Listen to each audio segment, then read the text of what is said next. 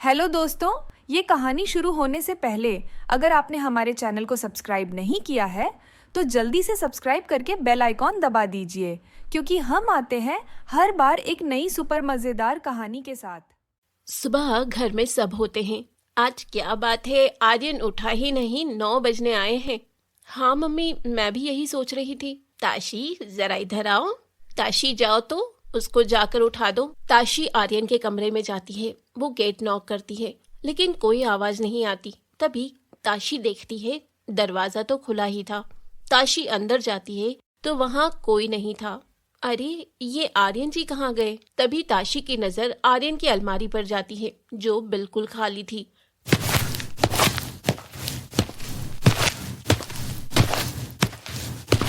ताशी ये बात राधा को बताती है।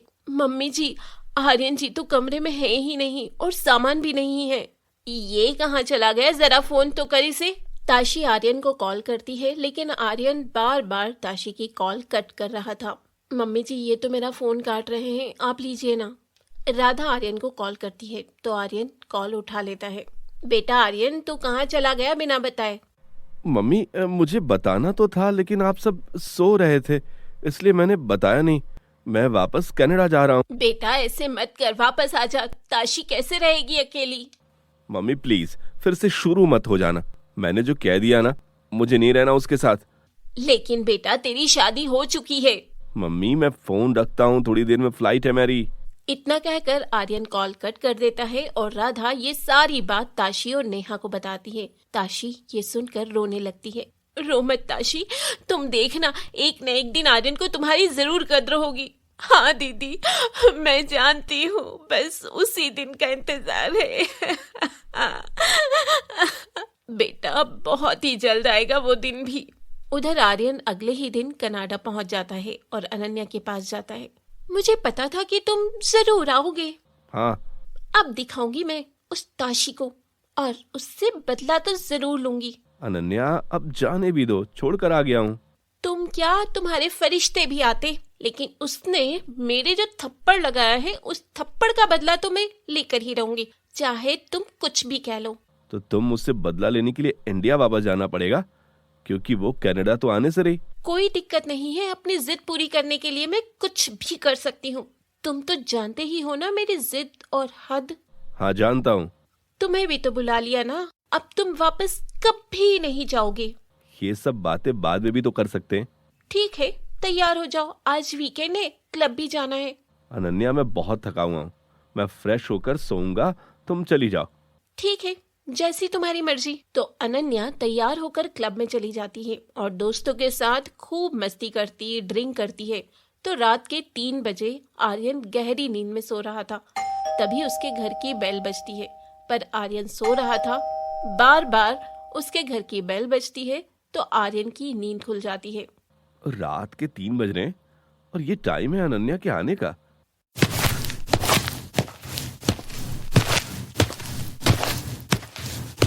तो जैसे ही आर्यन दरवाजा खोलता है, वहां अनन्या सीढ़ियों पर 2 और लड़कों के साथ बैठी थी और हंसी मजाक कर रही थी। वो कभी उनके गले लग रही थी, कभी तालियां मार रही थी। अनन्या ये सब क्या है? क्या सब, चलो मुझे अंदर ले चलो।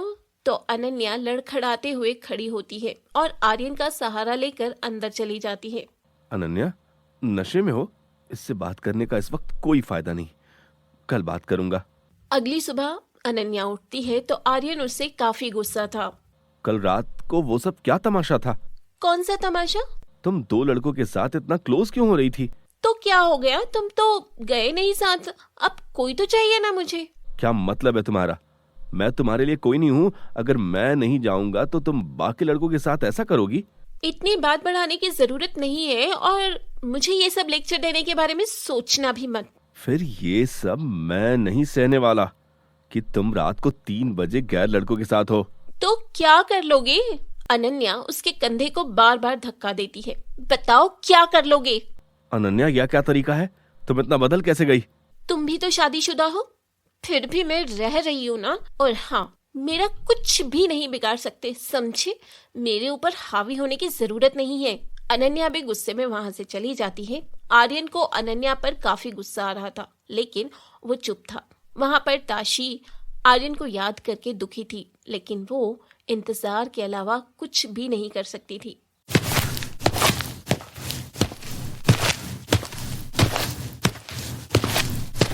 बेटा, आजकल तबीयत ठीक नहीं लगती, मुझे लगता है डॉक्टर को दिखाना पड़ेगा। तो मम्मी जी, आपने बताया क्यों नहीं? हम सभी चलते हैं। नहीं, अभी तो मैंने दवाई ले ली है, मैं आराम करती हूँ। अब आर्यन से भी बात नहीं होती मेरी। तो राधा चली जाती है और ताशी बार बार आर्यन को कॉल करती है, लेकिन आर्यन उसका फोन नहीं उठाता। जब ताशी की कॉल आ रही थी तो अनन्या और आर्यन खाना खा रहे थे। तुम्हारी बीवी की कॉल आ रही है, उठा लो।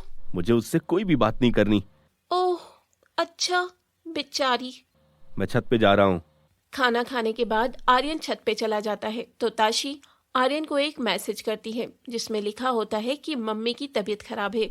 आर्यन उसी वक्त राधा को कॉल कर लेता है और बात करता है, जिससे राधा को थोड़ी तसल्ली हो जाती है कि आर्यन ठीक है। यू चीट, धोखेबाज, तुमने तो कहा था कि तुम मुझसे बात नहीं करोगे। अरे पहले तुम मेरी बात तो सुनो। मुझे कुछ नहीं सुनना, तुम धोखेबाज हो। एनफ अनन्या, बहुत हो गया। तुम अपने आप को समझते क्या हो? अभी के अभी तुम्हें खत्म कर सकती हूँ। देखो, मैंने मम्मी से बात की है। ये देखकर अनन्या थोड़ा शांत होती है। ओह अच्छा, मुझे माफ कर दो, मुझे लगा तुम ताशी से बात कर रहे हो। इतना घमंड अच्छा नहीं होता अनन्या। I don't care. तो फिर मुझे वापस क्यों बुलाया? वही रहने देना था ना मुझे। मुझे तो ताशी से बदला लेना था, उसको खुशी नहीं दे सकती मैं। ओह अच्छा, मुझे लगा तुम्हें मेरी जरूरत है। Good joke. इतना कहकर आर्यन गुस्से में वहां से चला जाता है। इस तरह से आर्यन और अनन्या की आपस में बिल्कुल भी नहीं बनती थी। अनन्या सिर्फ अपने स्वार्थ और घमंड को पूरा करने के लिए आर्यन को अपने साथ रख रही थी। वहीं न जाने कौन सी मजबूरी में आर्यन भी उसके साथ रह रहा था, लेकिन वो बिल्कुल भी खुश नहीं था और अब वो अपने परिवार को भी याद करता था। अभी तो आर्यन की जिंदगी में कई और मोड़ आने वाले थे। आर्यन सॉरी, मुझे माफ कर दो ना। अनन्या, तुम बहुत बदल गई हो। तुम पहले ऐसी बिल्कुल नहीं थी। मुझे क्या पता था तुम अपनी मम्मी से बात कर रहे हो, मुझे लगा ताशी से बात कर रहे हो। इस बात के अलावा तुम हमेशा नीचा दिखाती हो, जैसे मैं तुम्हारा नौकर हूँ। नौकर तो नहीं, लेकिन कहीं न कहीं लेवल में मुझसे तो कम ही दिखते हो। क्या मतलब है तुम्हारा? तुम अच्छे से जानते हो। मैंने तुम पर यकीन किया और तुमने उसे चीज का गलत फायदा उठाया। क्योंकि मैं नहीं चाहती कि तुम मुझसे दूर रहो। छोड़ो पुरानी बातें। थोड़ी देर पहले तुमने बोला था तुम्हें मेरी जरूरत नहीं है। हाँ नहीं है, लेकिन फिर भी जिंदगी में कोई तो चाहिए, और फिर ताशी से बदला भी तो लेना है। तो इसका मतलब ताशी को नीचा दिखाने के लिए तुम मेरा इस्तेमाल कर रही हो? हाँ, कुछ ऐसा ही समझ लो। चलो मैं सोने जा रही हूँ, बाय। इतना कहकर अनन्या अपने कमरे में चली जाती है और आर्यन वहीं पर बैठ जाता है और अब उसकी आंखों में आंसू थे। अनन्या मुझे बिल्कुल भी प्यार नहीं करती। इतनी स्वार्थी और घमंडी लड़की है, लेकिन मैं चाहकर भी उसे नहीं छोड़ सकता। तभी आर्यन अपने फोन में शादी की फोटो देखने लगता है, जिसमें ताशी की फोटो भी थी, और वो मन ही मन ताशी से माफी भी मांग रहा था। मुझे माफ कर दो ताशी, मैंने तुम्हारे साथ बहुत गलत किया है, लेकिन कनाडा वापस आना मेरी मजबूरी थी। तभी घर के बाहर कार के हॉर्न की आवाज सुनाई देती है। आवाज सुनकर आर्यन उठकर बाहर जाता है तो देखता है कि कार में 2 लड़के थे, और तभी आर्यन के पीछे से अनन्या आती है। ये सब क्या है अनन्या? अनन्या छोटी सी ड्रेस पहनी हुई थी और वो काफी तैयार हुई थी। फ्रेंड्स है और मैं क्लब जा रही हूँ। तुम इनके साथ क्लब जाओगी और आज तुमने साथ जाने को पूछा भी नहीं? पर मुझे अपनी नई कंपनी मिल गई है, तो क्या करोगे जाकर? Very good Ananya. Okay bye. इतना कहकर इतराते हुए वो वहां से चली जाती है। एक सुबह अनन्या नहा रही थी और उसका फोन उसके कमरे में पड़ा था। तभी आर्यन वहां पर आता है और आर्यन अनन्या के फोन का लॉक खोलने की कोशिश करता है, लेकिन लॉक नहीं खुलता।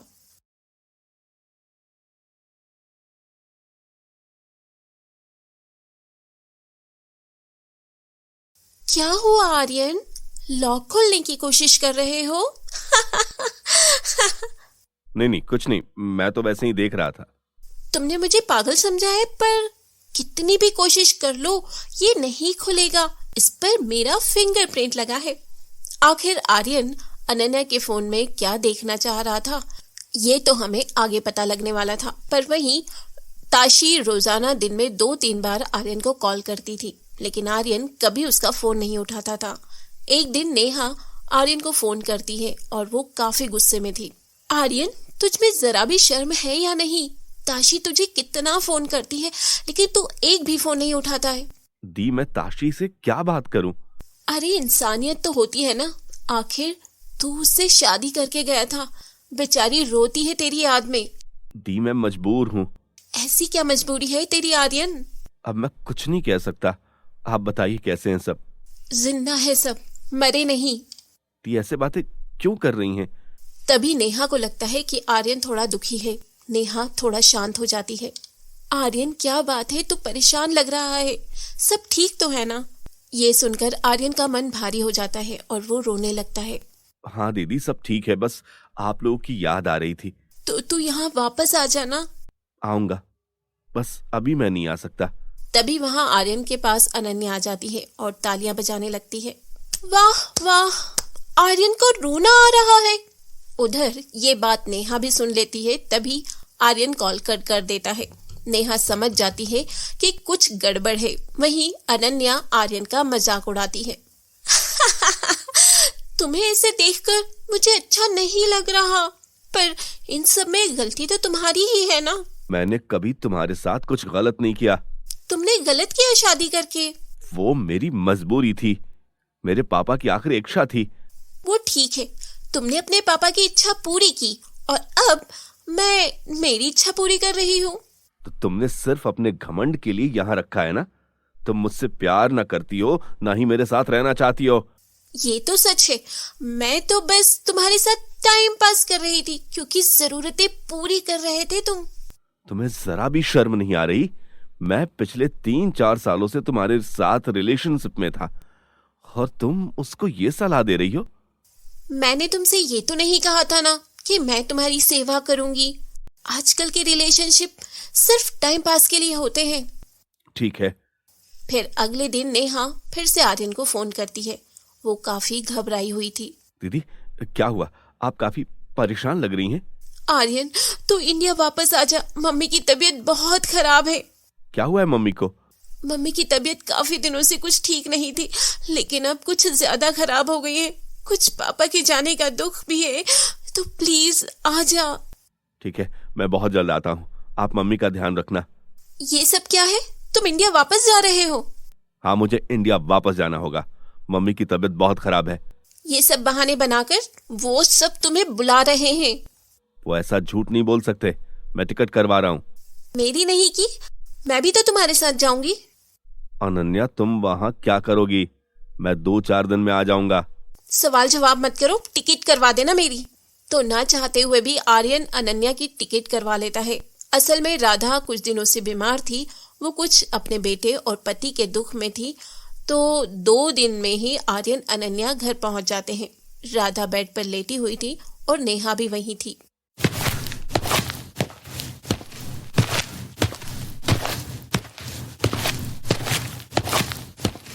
मम्मी, आपने ये क्या हाल बना रखा है? बस बेटा, क्या करूं, जिंदगी में दुख इतना है।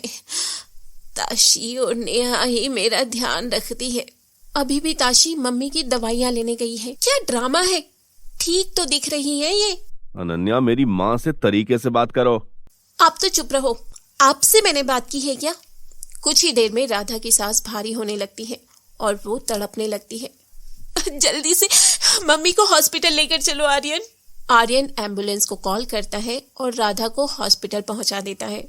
डॉक्टर राधा को चेक कर रहा था और कुछ ही देर में कमरे से बाहर आता है। देखिए, इनकी हालत कुछ ठीक नहीं है और हमें इनको खून चढ़ाने की जरूरत है। ब्लड ग्रुप O पॉजिटिव है। O पॉजिटिव तो यहाँ किसी का भी नहीं है ना? अनन्या का ब्लड ग्रुप O पॉजिटिव है। देखिए, जल्दी कीजिए, हम ज्यादा देर नहीं कर सकते। पड़ गई ना जरूरत। अनन्या, ये मजाक नहीं चल रहा। चलो जल्दी से खून निकलवाना है। मैं कहीं नहीं जाऊंगी। ये बात सुनकर आर्यन बहुत ज्यादा हैरान हो जाता है कि इतने मुश्किल टाइम में भी अनन्या उसका साथ नहीं दे रही थी। तो क्या अनन्या राधा को खून देने के लिए मान जाएगी? आपने हमारे चैनल को सब्सक्राइब नहीं किया है तो जल्दी से सब्सक्राइब कर लीजिए। इस वीडियो को लाइक, शेयर, कमेंट करना ना भूलें। फिर मिलेंगे अगले एपिसोड के साथ।